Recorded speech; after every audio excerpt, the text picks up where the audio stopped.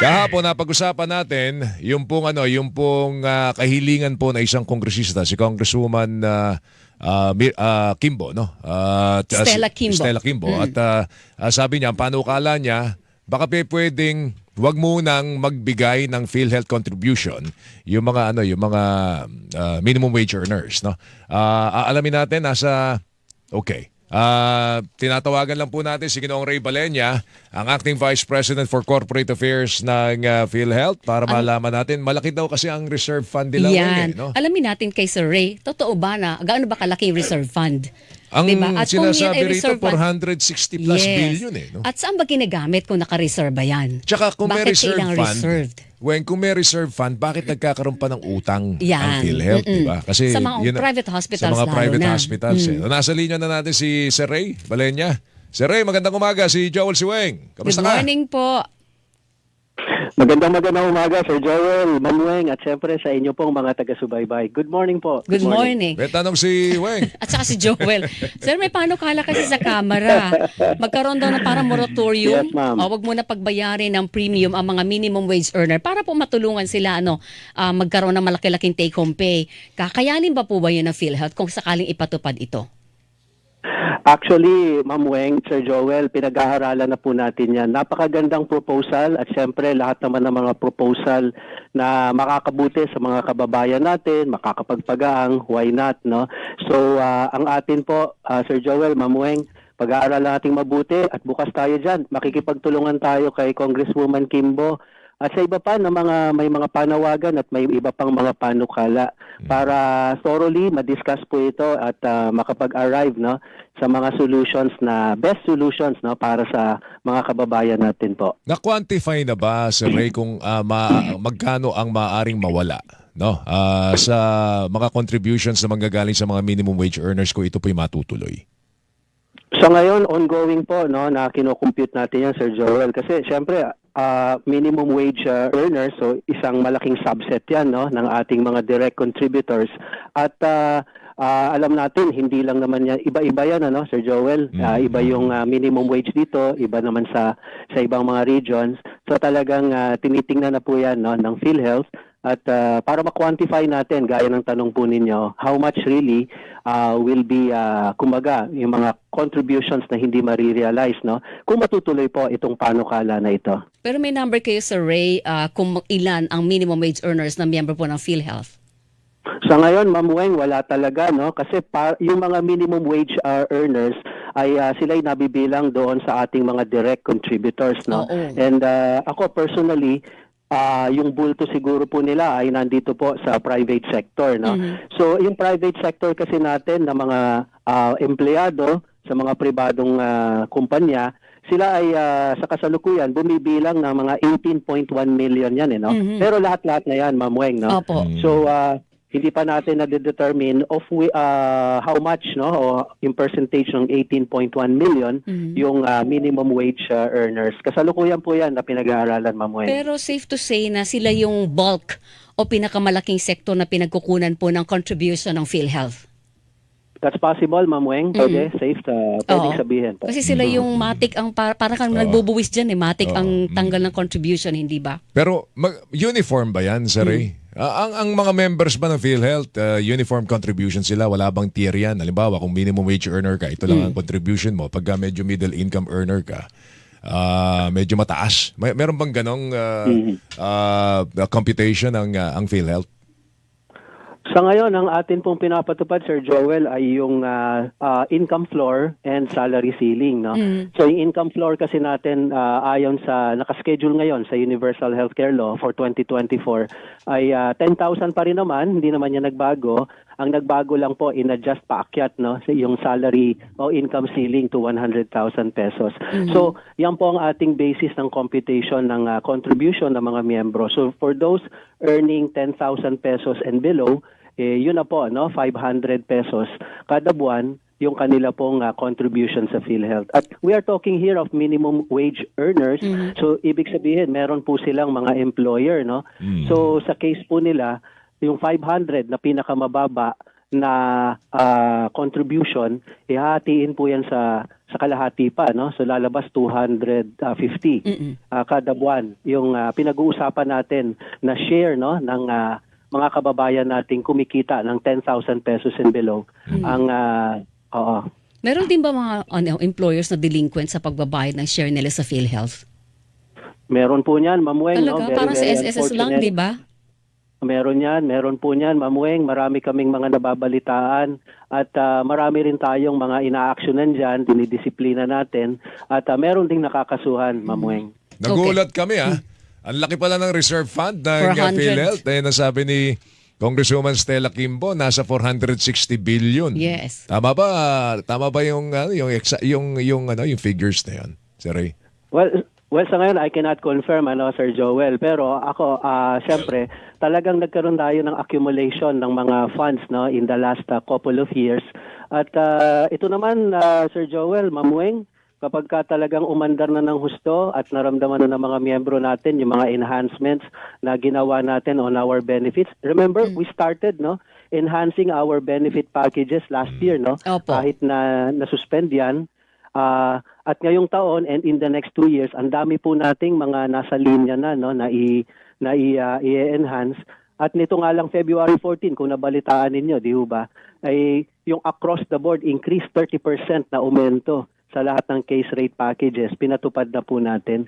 So, masasabi natin kapag nag-kick in na po ito, no, and given the intensified information dissemination, ngayon po ini-interview niyo po ako, nalalaman to ng mga miyembro. So tataas yung awareness, yung may mga agam-agam na magpagamot, magpa-ospital, mawawala na yon.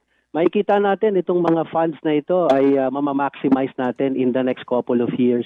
Nabanggit mo yung mga yung mga naidagdag na mga na mga benepisyo na kasi nagdagdag sila ng contribution, Weng, di ba? Tumaas ang Ilang premium 500. contribution ng PhilHealth. Maliban doon sa ilan ba yung dialysis sessions na naidagdag? Nasa 150 na yata kung di ako nagkakamali.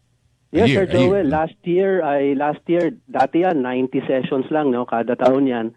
Naging 156 sessions ang inaprubahan ng ating board. So, kung kukumpitin natin, all 156 sessions na requirement ng mga pasyente, by the way, no, ng dialysis nila kada taon, that would translate to almost 500,000 hindi naman, 405,600 pesos kada taon, kada dialysis patient. So, at yan ay pamalagian yan, Sir Joel. Dati-rati, taon-taon namin ina-adjust yan Pero ngayon, pamalagian na yan. So, the 156 sessions will stay. Dati-rati, wala tayong outpatient mental health. Ngayon, meron na po tayo. So, marami hong mag-a-avail pa niyan. Yung atin pong high-risk pneumonia, Sir Joel, bigyan ko lang kayo ng example. Dati yan, 32,000 pesos. Ginawa po ng PhilHealth Board, tinriple, 90,100 pesos na po yan. Yung high-risk pneumonia.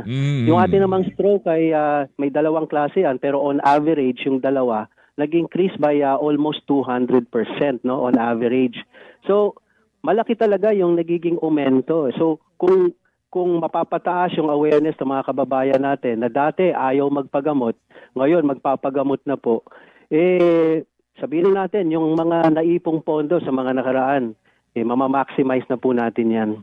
Sir, kung halimbawa matupad itong resolution, maisakatupa rin yung layunin ng resolution ni Representative Stella Kimbo na wala nang babayaran mo ng premium ang mga minimum wage income earners. Tapos itinaas ang mga rate, no, ng mga packages, pati yung services sa ilalim ng PhilHealth. Hindi po ba madideplete o mababawasan ang malaking pondo, hindi magkukulang sa pondo ang PhilHealth kapag nangyari po ito? Well, una, Ma'am Weng, siyempre, dadaan pa sa proseso ito, di ho ba? Kasi yung atin pong pinapatupad na contribution rate, ito kasi tinakda po ng batas. No? So wala tayo na authority, wala tayo na kapangyarihan na ito po ay hindi ipapatupad. Alam naman natin, isang batas lang po ang maaari po na makapagpa-revise, no, makapagpabago sa provisions ng isa pong batas. Pero sabi nga natin, tayo po ay open sa proseso na ito. Ngayon, kung madideplete po ba? Hindi pa ho, no? Hindi madideplete kasi talaga hong financially, very robust po ang PhilHealth. No? Yun. So, granting na yan po ay mangyayari, yan po ay maisa sa katuparan, hindi po tayo naniniwala na madideplete. O kahit sir, Sapagkat yung meron na po factor na tayong, o sa ilalim ng Universal Healthcare Law, dapat lahat ng Filipinos ay miyembro ng PhilHealth. yan. At marami ang libre at hindi kailangang magbayad kagaya ng mga senior citizens. Tama. At yung mga mahihirap po nating Kumbaga kababayan. sinasubsidize sila ng Yes. ibang member. So kahit ganun ang sitwasyon, Sir Ray, robust pa rin, matatag ang PhilHealth. Actually, ma'am, nasa inyo na rin po ang sagot. Ano? Kumbaga, talagang lahat na kasi members at kung lahat may encourage na, mawawala na yung mga fears at takot ng mga miyembro na magpa-confine kasi substantial yung makukuha nilang health insurance coverage, di ba? Talagang naman na mamamaximize natin yung funds. No? Pero hindi yan madideplete, Ma'am Weng, sapagkat una, yung ating direct contributors, tuloy-tuloy naman ang kanilang pagbabayad. At ang national government committed po na taon-taon ay magbigay ng subsidy sa PhilHealth para naman sa contributions ng mga indirect contributors. So, nakikita natin talaga naman na tuloy-tuloy yung infusion, so tuloy-tuloy na matatag po yan. Hindi po yan madideplete, Ma'am Weng. Okay. May nagtatanong na dito, baka daw pwedeng isama na rin yung consultation sa doktor. I-cover ng PhilHealth kasi ngayon naging subject na rin sa inflation, yung pong singil po ng mga doktor. Pinakamababa na raw 1,000 sa consultation. Yes, Sir Joel. Oo. Baka daw pwedeng yan, no? isama na rin ng PhilHealth yun, yung coverage doon.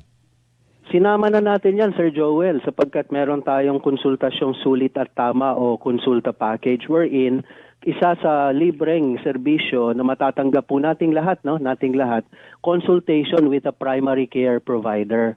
So ito yung vision talaga po ng Universal Healthcare Law, katulad nung sa ibang bansa, na lahat naka-assign tayo sa isang primary care provider na pinili po natin. And ongoing po ito, Sir Joel. Doon sa mga kababayan nating narehistro na dito, ay nakapagpakonsulta na po sila. Wala pong bayad yon, wala pong bayad.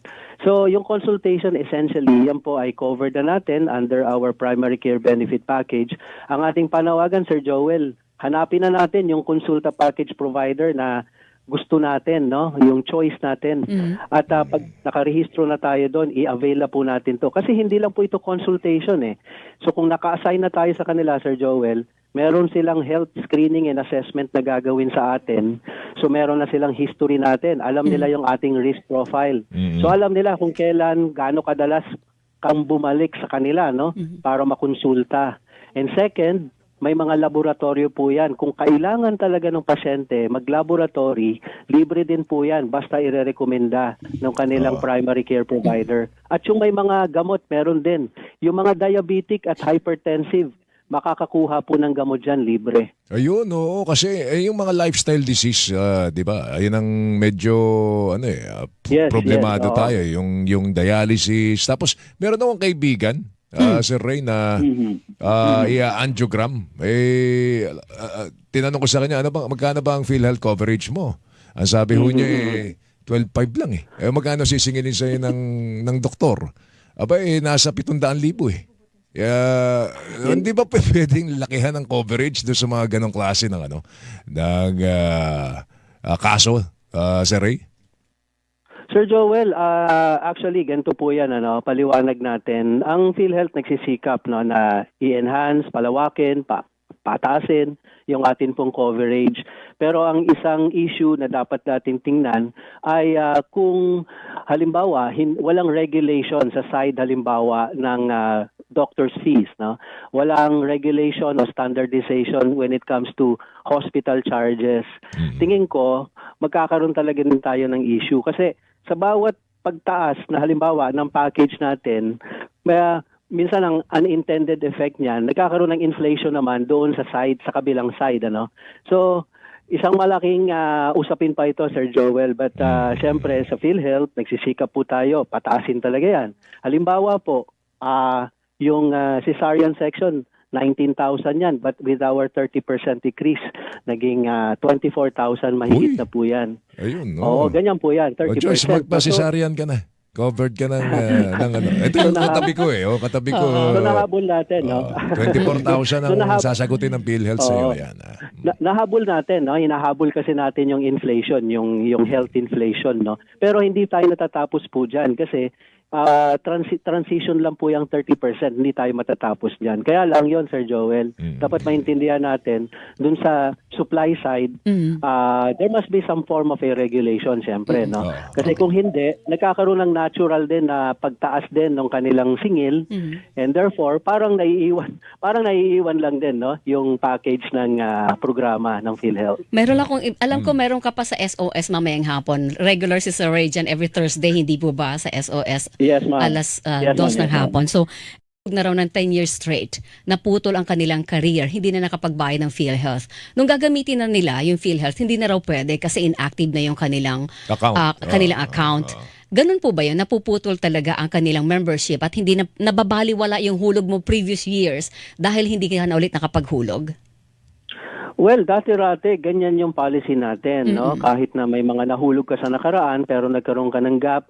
Kasi ang policy natin dati, dapat recent yung payment mo, di ba? Meron tayong naging policy, dapat 3 months within the last 6 months prior to admission, paid. Pero hindi na po ngayon eh. Kaya gusto naming malaman kung sino po sila para ma-assist natin. Kasi sa Universal Healthcare Law, hindi na po ganon. Hindi issue kung pagpasok mo sa hospital, kulang yung bayad o may mga... Oo, dapat makagamit po ng benefit. Iyon. So yun po ang nasa batas, no? So tinutuwid po natin yung mga kalakaran dun sa hospitals na may mga conditions sila. Dapat magbayad ka muna 3 buwan, Oo 2 nga. buwan. Hindi po ganon eh. Ang amin na lang pakiusap sa pasyente, Sir Joel, Ma'am Weng, sinabi rin naman po sa batas, pagkatapos nating ma-avail yung benefit, isettle naman natin yung mga unsettled before, yun nga lang subject to interest na yan, ano? May So, para wag penalties? na tayong- Ganon? Oo, may penalty na yan. Pero ang usapan sa Universal Healthcare Law, no questions asked dapat. Dapat pagpasok mo, paglabas mo, magamit mo yung PhilHealth benefit. Ngayon, kung may mga kakulangan, ang nag-uusap na lang po doon, hindi yung hospital, kundi Okay. yung pasyente at PhilHealth. Iyon, alright, malinaw. Alright, Sige. okay. Sir Ray, mamaya. Mamayang hapon kay Big sama- Cathy San Gabriel. Samahan mo si Dr. Cathy San Gabriel. Gusto lang namin unahan yung issue ng minimum wage earners. Ayan, Kaya, thank you, Sir Ray. Salamat, mag-ingat Sir, ka. thank you. Maraming salamat, Sir Joel. Ma'am Weng, mabuhay po kayo. Si Ginoong Ray Balenya, Acting Vice President for Corporate Affairs Group ng PhilHealth. Ang